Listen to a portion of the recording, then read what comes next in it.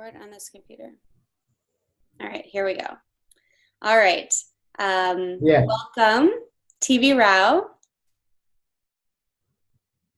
Hi.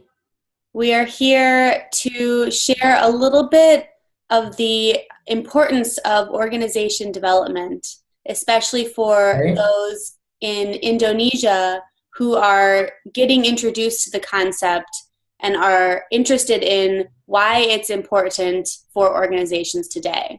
So I'm here with TV Rao. TV Rao, can you please introduce yourself?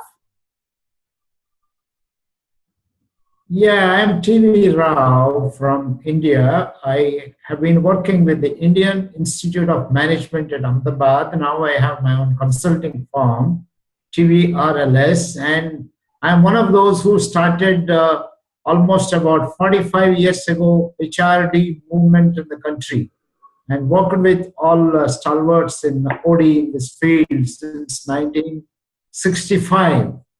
That's when OD began in this country. Wonderful.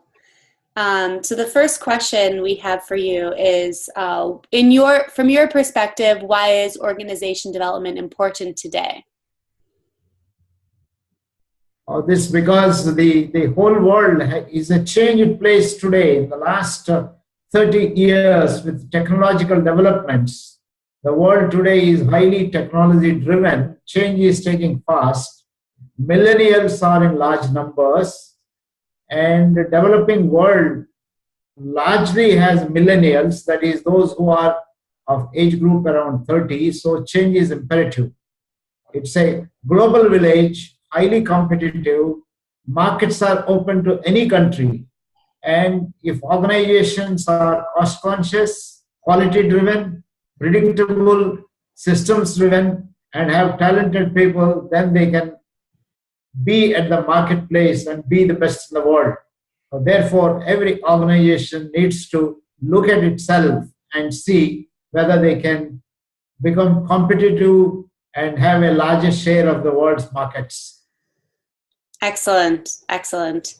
And given your experience and your exposure to OD, especially in Asia, can you give us an example of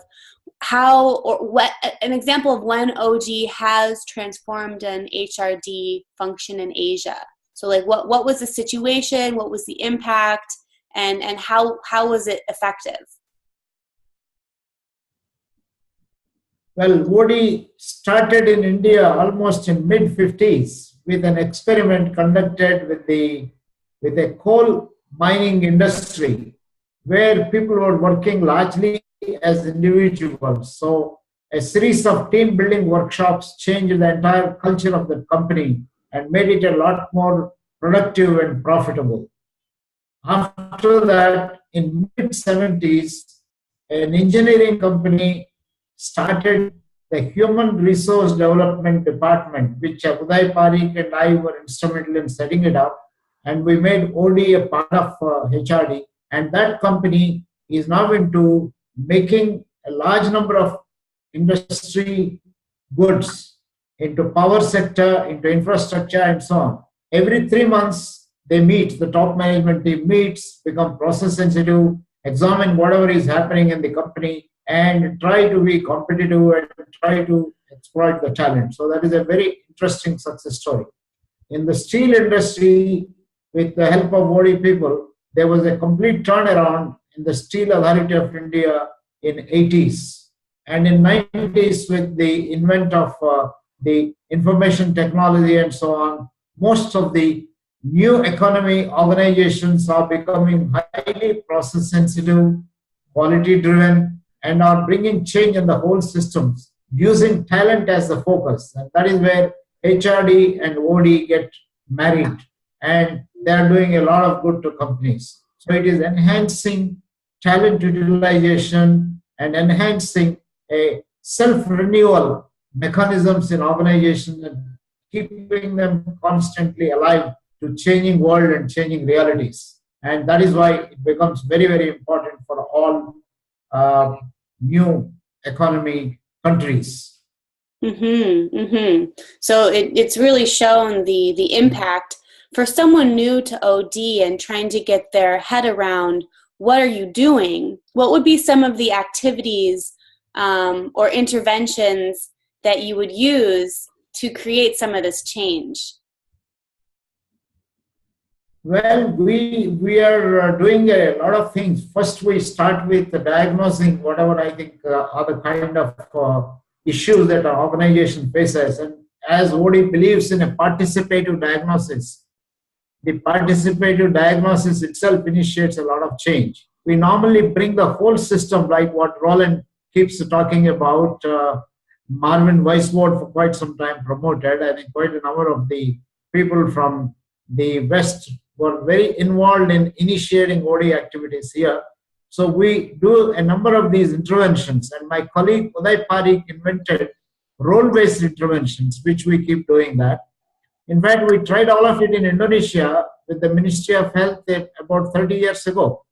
With Rolf Linton was there in Indonesia, Uday Parikh was there, I was there, and then a number of people were there. We did task analysis for health professionals at their post-class level, also at the district level, provincial level, and so on. So the interventions are largely system-based, role-based, and whole system change-based. Excellent. I think there are a number of them. I think they should come to AODN to discover more and more of these. Yes, exactly. The participants will have a firsthand experience of going through a process to learn it themselves. Yes. The last question. I hope a number of. The last question is. Go ahead. I hope a large. Go ahead. I'm only hoping a large number of CEOs and other people from Indonesia will make use of this wonderful opportunity they have to get the world view of OD and get the benefit from it. Me too.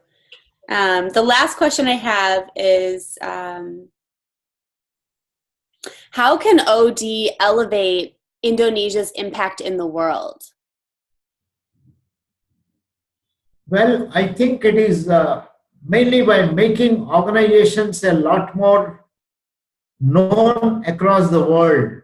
If they have to be known, they have to build their brand. If they have to build the brand, it is always a two-way process.